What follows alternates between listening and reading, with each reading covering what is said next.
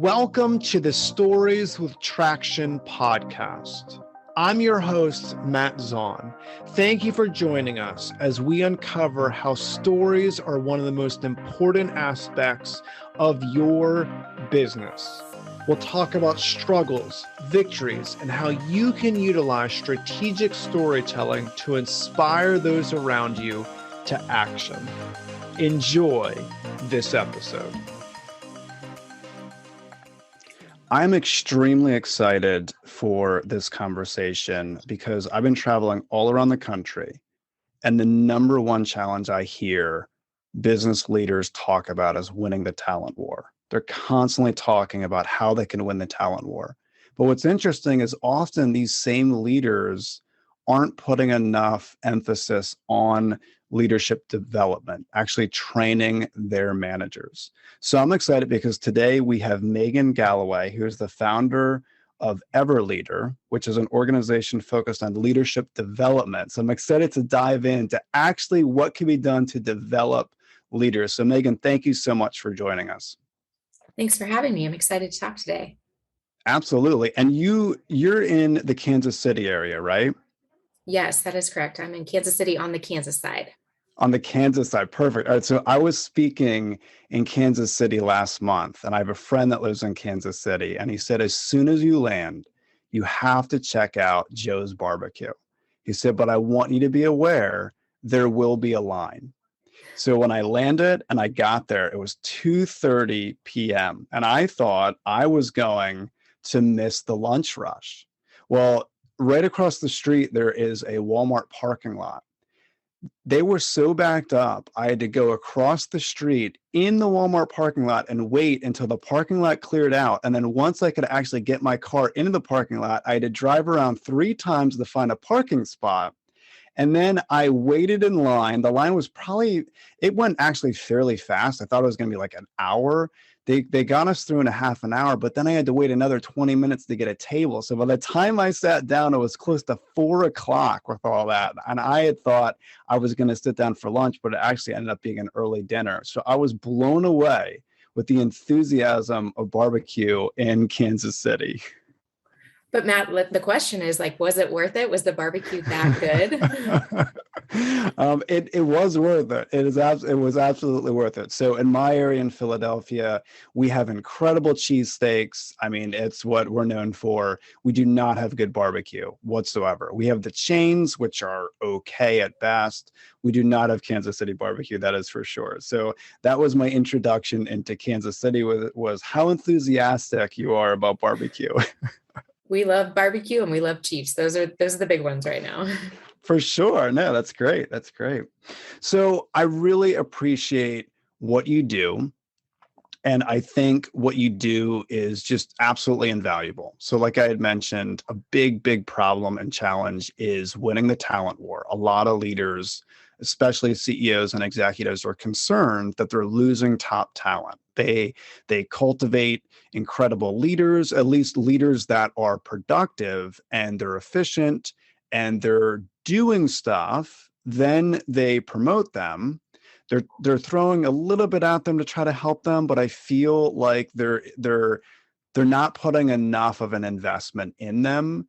And what ends up happening is they so badly want to win the talent war and keep this top talent, but they're not investing in their people enough. So then they flee, they go to another company and they're questioning what just happened.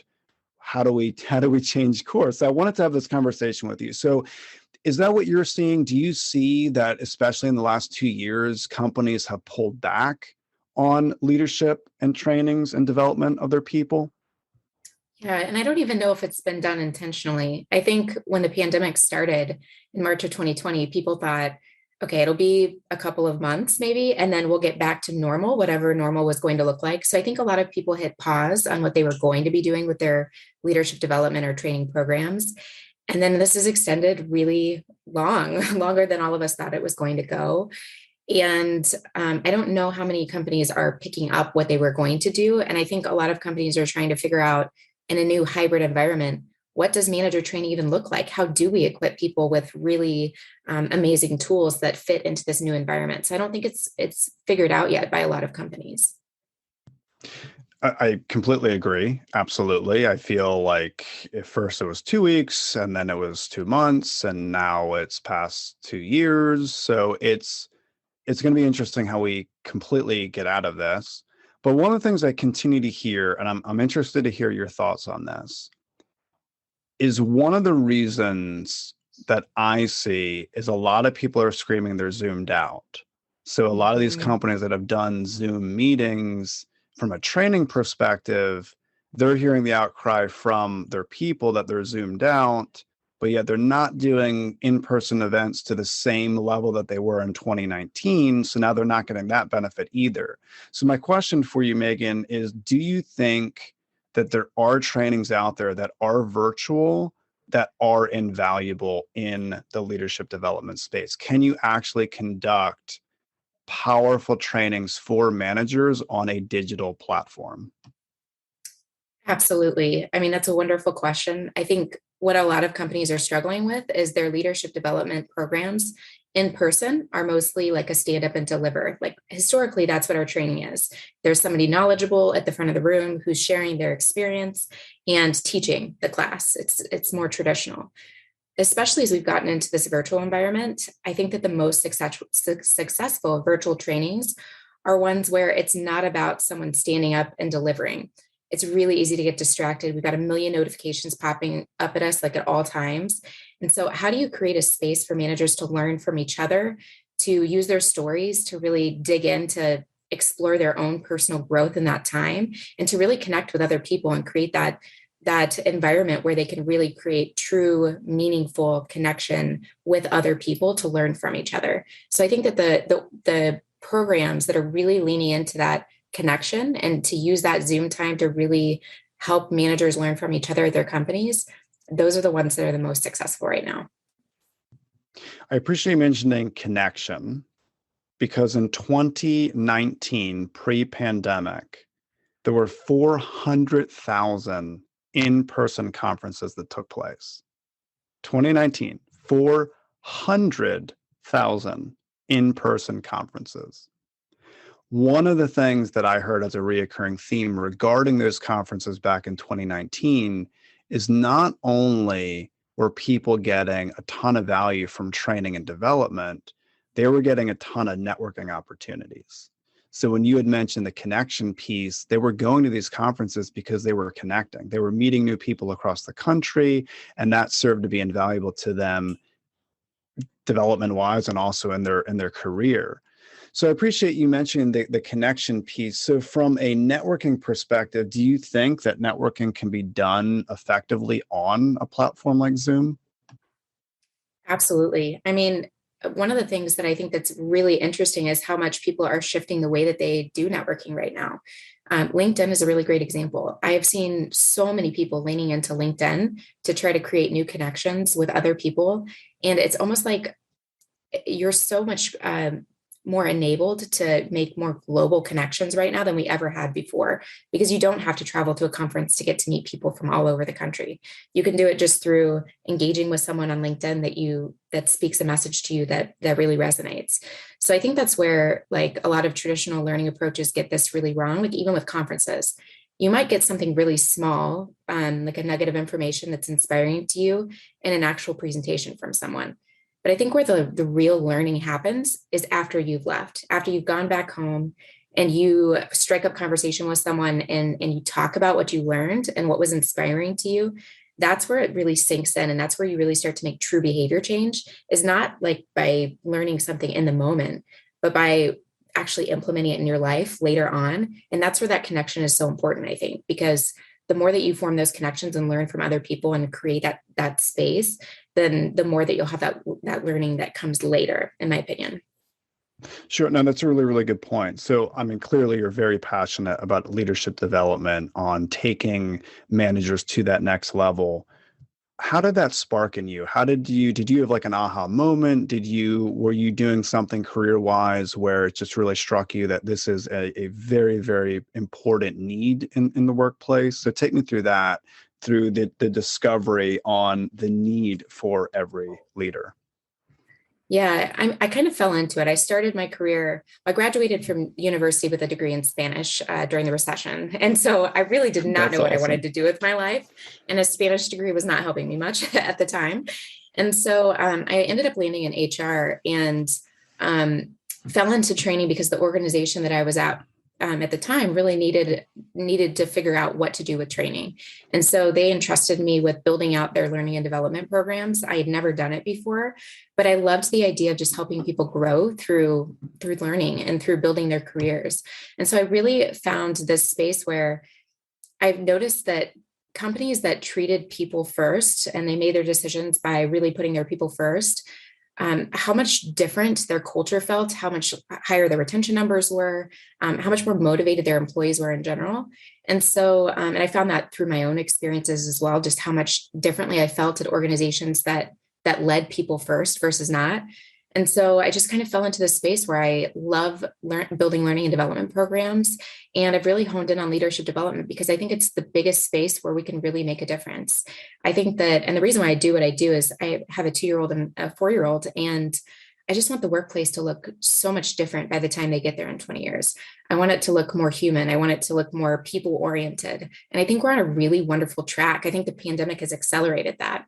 So starting Everleader was really about the idea that we're always changing. Our world is always going to change. We've seen so much change in the last couple of years in and of itself. And the more that you equip your leaders to be able to do, to really embrace that change and of themselves as well, the more that they're going to be prepared to embrace the change that's going to come inevitably with business anyway. So that's kind of what really inspired me to get into this. It's just figuring out how people work and how they can lean into their growth to really inspire success in business and in life.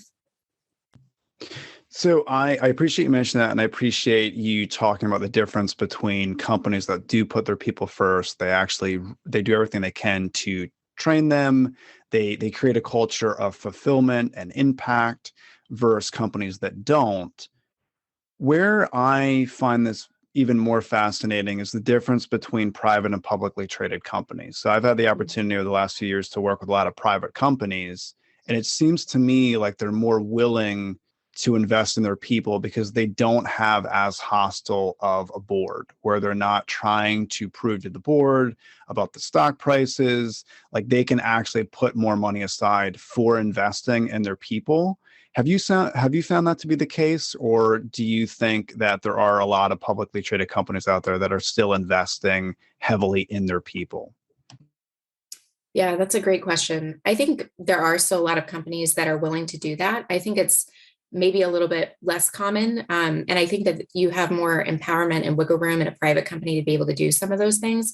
But at the same time, I think that I genuinely believe that the more that you have a people first culture, the better it's going to result in having a stronger profit anyway. So I think that that shift is going to be inevitable. I think it's just the people who are leading the pack in that, I agree with you, tend to be more private companies. Yeah, and it's really tough, I think, right out of the gate to prove, especially to boards, especially hostile boards, like, hey, in 3 months, because of this training, we're going to get X, Y, and Z. But it is part of the long game. I mean, oftentimes in business, there's knee-jerk reactions where they want to cut in different categories. And right now, the last category, in my opinion, to cut in would be development of people because of them having so many options right now to flee to go to organizations that actually do care about them and actually do invest in their people. So if anything, I want people that are listening to this to really get out of it.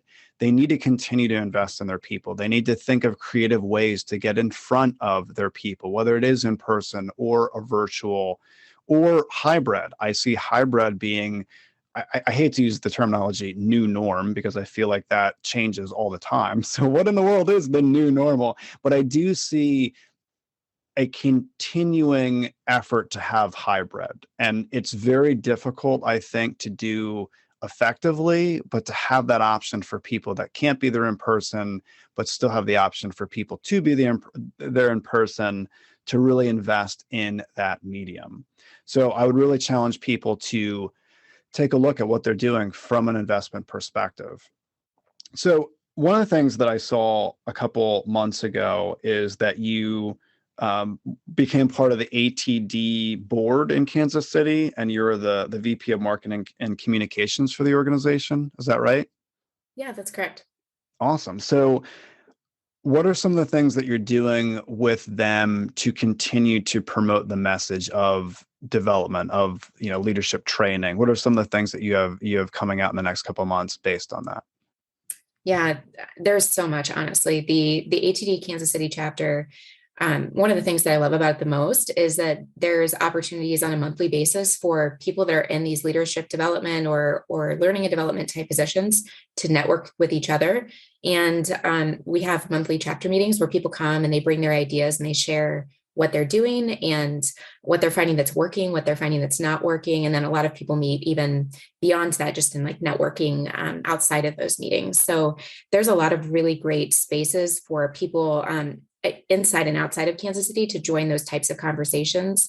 And it's really exciting to me in general. And one thing that I think that's really unique about Kansas City that I've just loved about being a part of this community is people are so willing to share what they're doing. They're willing to say, like, we just tried this program. Like, let me show you my whole program. This didn't work. This did work. We're loving this. Does anyone else have any ideas? Like, it's such an open forum for people to be able to really share and learn from each other. And what's I think it's resulting in is companies in Kansas City are able to really level up their leadership development faster because we're sharing what's working, what's not working. And we're finding ourselves in the same boat more than ever, trying to like figure out hybrid programs. What does that look like? What's working for you? What's not working for you? So that's kind of what we do with that chapter. So something that just popped out to me when you were talking specifically about Kansas City is one of the things that I've been absolutely amazed by is as I travel across the country, I've had the opportunity to speak with tons of different audiences from different states.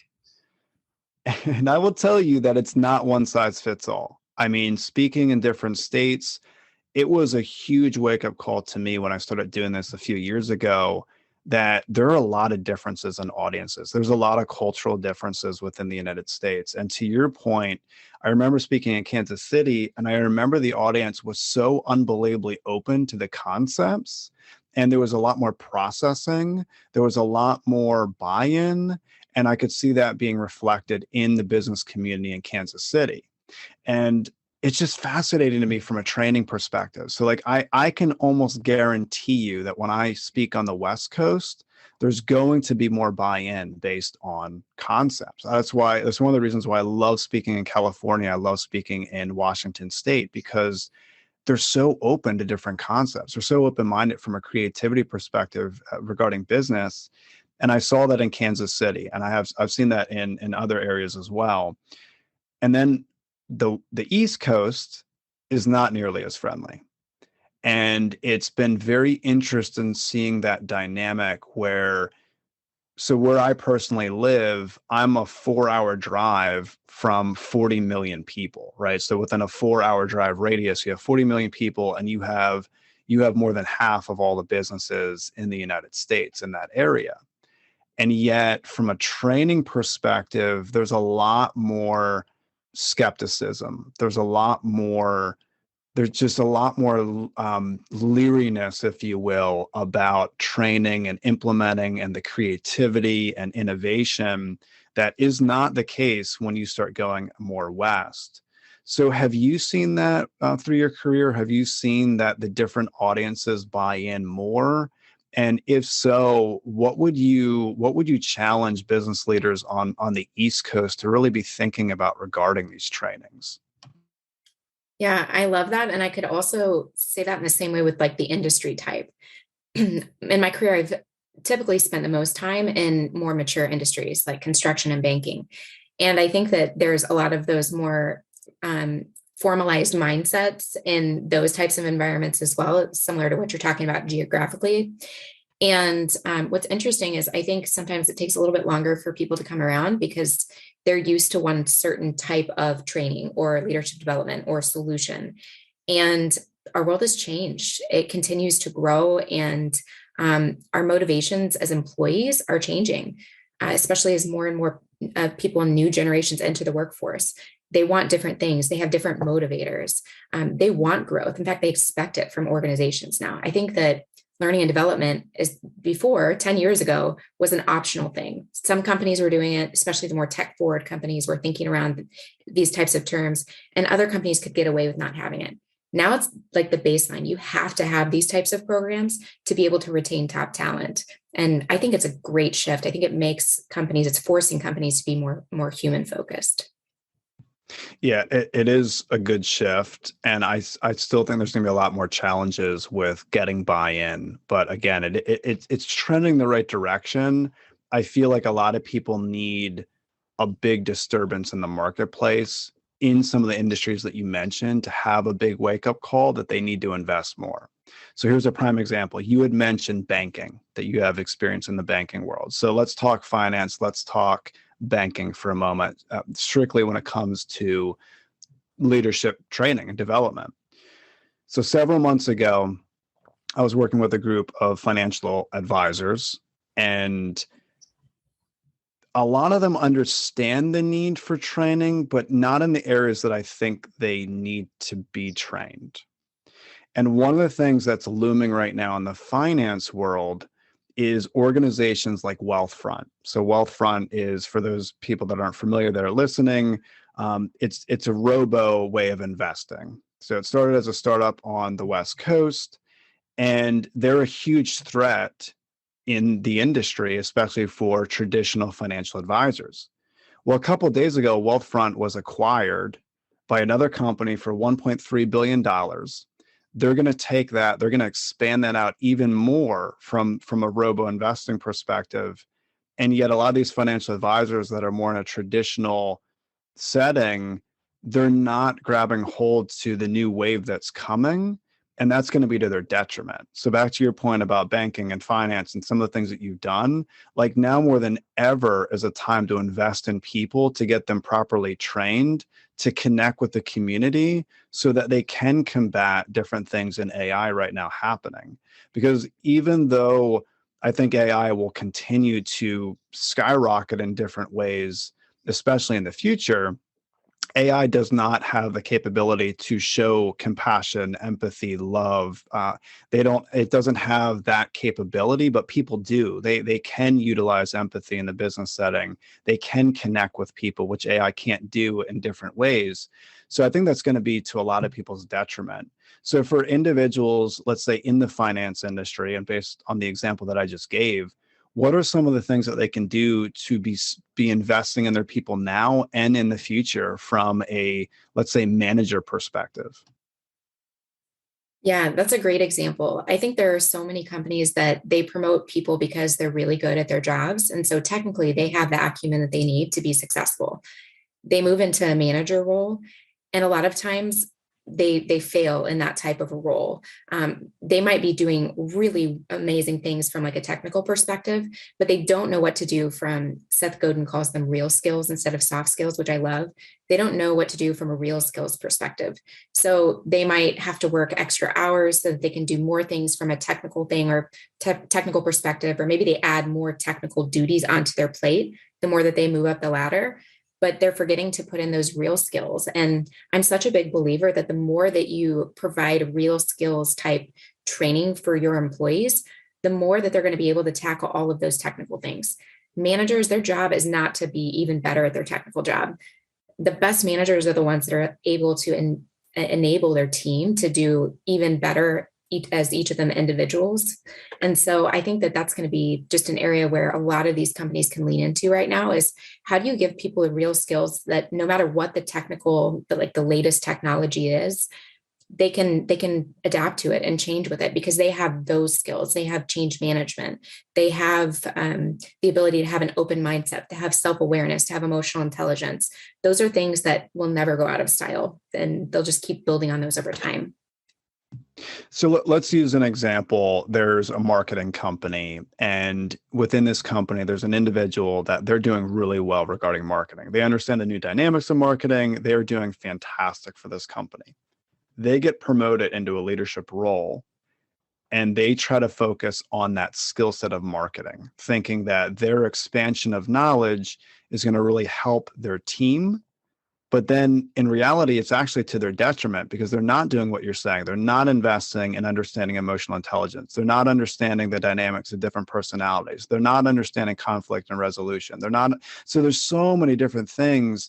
And I see that all the time. And I'm sure you do too, where the initial thought is, let's expand my thinking with this specific topic because I don't want to look foolish in front of my team not knowing all the answers. So they spend even more time focusing on the skill set of that particular service or product, but they fail to recognize everything that you just said. So what would be some things that they should do? They get promoted. Do you recommend that they stop focusing on the skill set that got them promoted and they shift all of their attention to the different things that you had mentioned? Should that be what they should be doing, let's say in the first 90 days of them getting that new position? Yeah, I think that the more responsibility that you have in a leadership capacity, the less you should be focusing on your skill set. I think that almost anyone that's a really, really great leader could go into a team. Like, let's say that they know absolutely nothing about marketing. I genuinely believe that a really, really good leader that's really honed in on just really exemplifying their team and accelerating their team's success, empowering their team, they could come in and do that job without not knowing much about marketing, because it's not about knowing the answers. It's about helping your team find the answers. So I think that the more that you shift into that mindset, it's going to be really critical to helping them find success for themselves personally too, because it gets really frustrating when you want to have all the answers as a leader and your team wants to have the answers too, because that's where they're finding their personal fulfillment as well. So then this like power struggle happens a lot of times when you get into that type of a role. So the more that as a leader, you can put your technical abilities in the back seat and really lean into those emotional intelligence skills to be able to really connect with each of your team members on an individual basis and help them, each of them grow, the more successful you'll be as a manager. I think a lot of people struggle with the idea of they don't want someone to say they don't know what they're talking about regarding why they were promoted. So Right. their fear is a team member saying, I work for Bob or Sally that knows nothing about marketing. I know so much more. How did they get promoted? I think that's a huge fear from a manager perspective. And I think a lot of this goes back to the stories we share. One of the things that I'm constantly telling people is to not be the hero of their own story. The hero can be someone else or something else, but it cannot be you. That's just a persuasive, powerful way to communicate. And as a manager, your people can be the hero of the story. So when you think of these staff meetings, whether they're in person or whether they're virtual, let's say Susan, who just got this promotion, now she is a manager of a marketing team. Susan should be really focused on edifying her staff, making them the heroes of her story. And I think there's a lot of humility that needs to come where they don't know all the answers. They don't know all the new things regarding marketing, but they're really focused on cultivating their people. So I think that you brought up an extremely good point. Like, we can't be fearful of that. They need to understand that their manager doesn't have all the answers regarding that specific topic. So we had talked about that person getting promoted. Now, what about the leadership of the organization? Because I also see this where I see, especially with CEOs, they will they'll promote someone, and yet they're still not giving them the environment to focus on those managers' skills that you're talking about. So what would you recommend to a CEO or executive that they have, a whole team of people under them? What would you recommend that they do regarding a mindset shift with these development programs? Yeah, I think there's two things. I think number one, you need to look at your organizational design, and the people that are sitting in those leadership positions at the top should have more capacity to just lead. So their job should reflect that. In my opinion, their financial motivators should reflect that, of making your team successful above just making yourself successful. And then, secondarily as well, one of the biggest challenges that I see from the executive perspective is that executive leaders don't always speak the same language at a company. So leadership language. They may not know what's expected from them from a leadership capacity. So I think that the more conversations that you can have as a leadership team about what is leadership at our company, what does it mean to be a leader here? How should we approach one-on-ones? How should we approach feedback? How should we approach challenging conversations, performance conversations? What should that look like at our organization? And what should that feel like? What kind of language do we want to have? The more that the executive team is all aligned in that space, the more that the managers are empowered to be able to know that that's what's expected of them as well. But it takes time and space and investment to have those conversations, but it makes a huge difference because it shifts your culture when you do that. It really does. And I think the companies that are going to do that are going to find themselves in such a better position as the Great Resignation continues. Yeah, that's a really, really good point. And also another thing that a lot of, especially CEOs, should keep in mind is it doesn't need, though there needs to be strategy, a lot of the conversations don't need to be extremely structured. So here's what I mean by this. One of the things that I found fascinating, I remember reading this several years ago, was Richard Branson, who owner of Virgin. One of the things that he did was he brought his leadership team on a regular basis to his backyard, and he would have a campfire in his backyard. And the whole premise was to go around and share a recent story. That's all he asked for, share a story. And they went down the line around the campfire sharing story. No agenda, no plans for the meeting, where it's going. And what that did was it brought a lot of things to him that were problem solution, right? So a manager would get up and they would say, oh, here's what's happening through a story. And some of those stories he used as a way to inspire and encourage people, but some of those stories he used as a way to understand, wait, there might be an issue that I wasn't aware of, that now we can figure out a solution for it. So one of the things I always challenge, especially CEOs and executives, anyone that can actually run meetings in mass to their people, just ask questions how people are doing. Like, just ask them, what's exciting you right now? And listen to a story regarding what's exciting them, what's angering you or our clients right now, and listen to a story of what's angering clients right now. I mean, I think that's so powerful, that mindset, and especially from someone like Richard Branson, who understands the importance of those stories and sharing stories among his team. So I really appreciate you mentioning that for sure. So Megan, people listening to this, let's say they want to get more information on what you do from a training and development perspective. Where's the best way that they can find you? Yeah, so I'm on LinkedIn. So definitely reach out to me there. I'm also joining an organization next week that I'm really excited about called Campfire. So you can learn more about that at getcampfire.com. And it's funny that you bring up that campfire example, because that's exactly another way that we really believe that managers learn is just through sharing those stories with each other and the power of stories. So I absolutely love that you brought that up. Awesome. Absolutely. So to make it extremely convenient for people, I will include your LinkedIn profile in the show notes. I will also include Get Campfire. Is it getcampfire.com? Yep, you got it. I will include that in the show notes. People can just click, go right to your information, and they'll go from there. So thank you so much for this conversation. I think it's very much needed. I think people absolutely need to see the importance of investing in their people, leadership development. It's something that needs to be an even more focus in 2022 for sure. So thank you so much for your time, Megan. Thank you, Matt. This was great. Thank you for listening to the Stories with Traction podcast. If you have a story that you would like to share, feel free to drop an email to matt@mattzaun.com with the subject line Stories with Traction. Also, feel free to connect with me on LinkedIn, where I share tons of resources on how you can be a better storyteller. Remember, if you want to persuade with power and inspire those around you to action, you must share more stories.